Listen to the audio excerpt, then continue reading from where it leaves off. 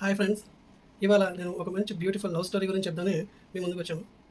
ఆ, ఎలా స్టార్ట్ చేయాలంటే, ఒక చూడచక్కని అమ్మాయి, ఒక మంచి అబ్బాయి, ఇద్దరూ కలిసి ఒక మంచి రిలేషన్, ఫ్రెండ్షిప్ స్టార్ట్ అయింది, మాటలు స్టార్ట్ అయినాయి, అలా వాళ్ళ బాండింగ్ కుదిరింది, నెక్స్ట్ లెవెల్కి వెళ్ళారు. సో ఇంకా ప్రపోజల్ ఇద్దరు మనసులో కలిసినాయి, వాళ్ళిద్దరు యాక్సెప్ట్ చేసుకున్నారు ఒకరికొకరు తెలియకుండానే వాళ్ళ మనసుల ద్వారా. అయితే ప్రపోజల్ డే ఇద్దరు కూడా చాలా హ్యాపీగా వచ్చారు. మీటింగ్ స్పాట్ వచ్చేటప్పటికి ఒక మంచి రెస్టారెంట్లో.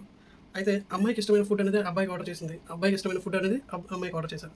ఇలా ఆర్డర్ చేసిన ఫుడ్ వచ్చేటప్పుడు వెయిటర్ దగ్గరికి వెళ్ళి అబ్బాయి ఏం చెప్పారంటే, నేను ఆర్డర్ చేసిన ఫుడ్ అమ్మాయి దగ్గర పెట్టేటప్పుడు అందులో ఇది పెట్టేసి ఒక సర్ప్రైజ్ గిఫ్ట్గా తీసుకురా అని చెప్పేసి అన్నారు.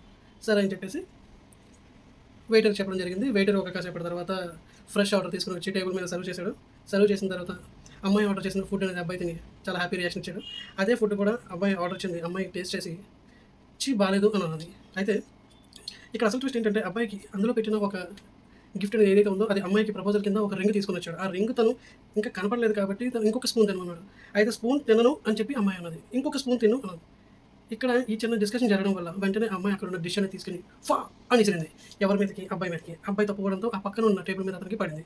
అయితే ఇక్కడ వచ్చిన డిస్కషన్ వల్ల అమ్మాయి అబ్బాయి ఇద్దరు కూడా వాళ్ళ మనసులో ఏదైతే కలిసి అనుకున్నారో ఇక్కడ చాలా గాఢంగా అది విడిపోవడం కూడా జరిగింది. Very happy. దెన్ ఒకరికొకరు తిట్టుకొని బయటకు వెళ్ళిపోయారు. ఇక్కడతో చాలా గాఢమైన ప్రేమ గాఢాంధకారం అయిపోయింది. ఇక్కడ మ్యాటర్ వచ్చేసి ఎవరికి ఇక్కడ ఇబ్బంది అయిందంటే, వాళ్ళు ఫుడ్ ఆర్డర్ చేసుకున్నారు కానీ దాన్ని బిల్ పే చేయకుండా ఎవరికి వాళ్ళు ఏమైనా తీరన్నట్టు వెళ్ళిపోయారు. ఈ బిల్లు పరిస్థితి వచ్చేటప్పటికి వెయిటర్ మీద పడింది.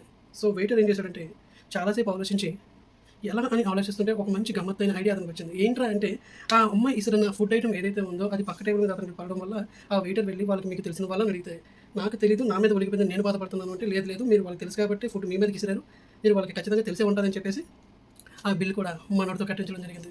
ఇంతకీ ఈ మ్యాటర్ అంతా నాకు ఎలా తెలిసింది ఈ లవ్ స్టోరీ గురించి అనుకుంటున్నారా? ఆ పక్క టేబుల్ పర్సన్ నేనే. ఆ సాంబార్ ఒలిగింది నా మీదే, ఆ ఫుడ్ ఐటమ్ ఒలిగింది నా మీదే. God is great. ఒక పక్క ఫుడ్ ఒంటి మీద ఒలిగింది, బట్టలు పాడాయని ఆందోళనలో నేనుంటాయి, ఇంకొక పక్క దానికి బిల్లు పే చేయండి అని చెప్పేసి వెయిటర్ నా దగ్గరికి వచ్చాడు. అప్పుడు నా రియాక్షన్ ఎలా ఉంటుందంటారు? బట్టలు పాడయ్యాయి, పై ఎత్తి బయటకు వెళ్ళాలో తెలీదు, ఇంతలో వెయిటర్ బిల్లు కట్టమంటాడు. ఇప్పుడు నాదానికి కడదామంటే ఆడదానికి కట్టమంటాడు. నేనైతే నాదానికన్నా వాళ్ళకి బిల్లుకి పోయింది. చాలా హ్యాపీ.